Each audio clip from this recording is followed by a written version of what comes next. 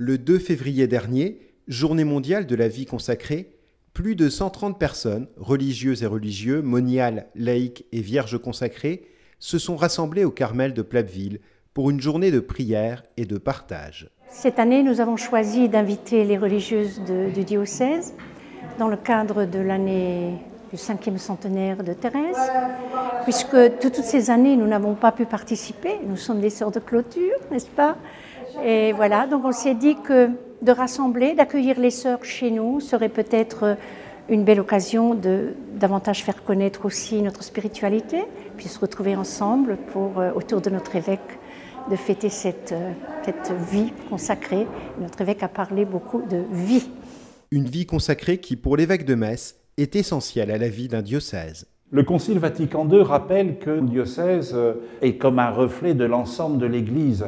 Et la vie consacrée fait partie intégrante de la multiplicité de la vocation baptismale. Alors, on voit quand dans un diocèse, il y a, mettons, plus de vie monastique. Il y a comme une espèce de poumon de prière qui disparaît. Hier soir, j'étais à Thionville pour le départ des Sœurs de Saint-Charles de Nancy, présente à Thionville depuis 1771, la communauté ferme. Il y avait beaucoup de monde qui venait accompagner les sœurs et rendre grâce. Donc il y a cet humble service, présence au milieu du monde. Donc la vie consacrée est manifestée aussi que Dieu et cette recherche de Dieu peut combler toute une vie.